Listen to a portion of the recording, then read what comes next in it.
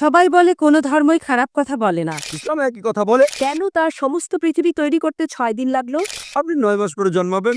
এতগুলো মানুষ দোজখে যাবে? তিনি অবাক হচ্ছেন, এতগুলো মানুষ কিভাবে দোজখে বলে।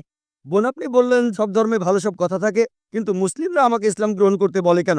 অন্য যেসব ধর্ম আছে সেগুলো যা বলে তার বেশিরভাগ কথাই ভালো। তবে ইসলাম ভালো কথা বলার পাশাপাশি আপনাকে দেখাবে কিভাবে সেটা অর্জন করতে হয়। আমি উদাহরণ দিয়েছি, সব ধর্মই বলে চুরি করো না। ইসলাম একই কথা বলে, তবে ইসলাম দেখিয়ে দেয় কিভাবে সেই অবস্থানে যাবেন যেখানে কেউ চুরি করে না। জাকাত দেন, সাহায্য করেন, এরপর কেউ চুরি করলে তার হাত কেটে ফেলেন, তাহলে চুরি করা বন্ধ হয়ে যাবে, কোনো অপরাধ থাকবে না। এজন্যই আমি বলেছিলাম যে ইসলাম ভালো কথা বলার পাশাপাশি আপনাকে দেখিয়ে দেবে কিভাবে সেটা অর্জন করতে হয়। যদি সর্বশক্তিমান আল্লাহ যে কোনো কিছুই তৈরি করতে পারেন, কেন তার সমস্ত পৃথিবী তৈরি করতে 6 দিন লাগলো? বোন প্রশ্ন করলেন যে আল্লাহ যদি যে কোনো কিছু সৃষ্টি করতে পারেন তাহলে কেন 6 দিন সময় নিলেন?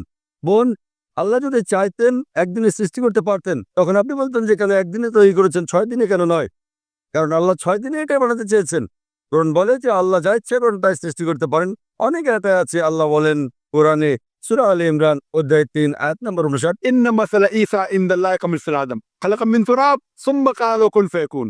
আল্লাহ আদম আলাইহিস সালামকে সৃষ্টি করেছেন, যেমন তিনি যীশু খ্রিস্টকে সৃষ্টি করেছেন ধুলো থেকে, তিনি বলেন হও আর তা হয়ে যায়। আল্লাহ যখন কিছু সৃষ্টি করতে চান তিনি বলেন হওয়ার হয়ে যায়, তিনি ইচ্ছে করলেই এটা হয়ে যায়। আল্লাহ যদি ইচ্ছে করেন আপনি 9 মাস পরে জন্মাবেন, তাহলে আপনি 9 মাস পরে জন্ম নেবেন। আল্লাহ যদি চান 1 সেকেন্ডে, তাহলে মাত্র 1 সেকেন্ডেই। তো আল্লাহ চাইলেন যে তিনি কোনো কিছু 6 দিনে সৃষ্টি করবেন, তাই তিনি করলেন। পৃথিবীতে অনেক মানুষ ভুল কাজ করছে।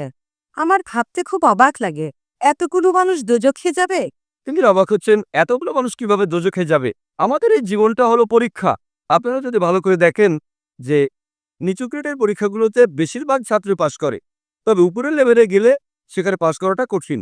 উদাহরণস্বরূপ কোনো কঠিন পরীক্ষায় বসেছেন, যেমন মেডিকেল কলেজে ভর্তি হতে গেলে আপনাকে পড়তে হবে, খাটাখাটনি করতে হবে, পড়াশোনা করতে হবে। একইভাবে বেহেশতে যেতে গেলে এটা সহজ কাজ না, এটা মেডিকেলে ভর্তির চেয়েও অনেক কঠিন কাজ। তাই এটা আসলে পরকালের জন্য পরীক্ষা। যারা আল্লাহর নির্দেশগুলো মেনে চলবেন তারা ইনশাআল্লাহ বেহেশতে যেতে পারবেন।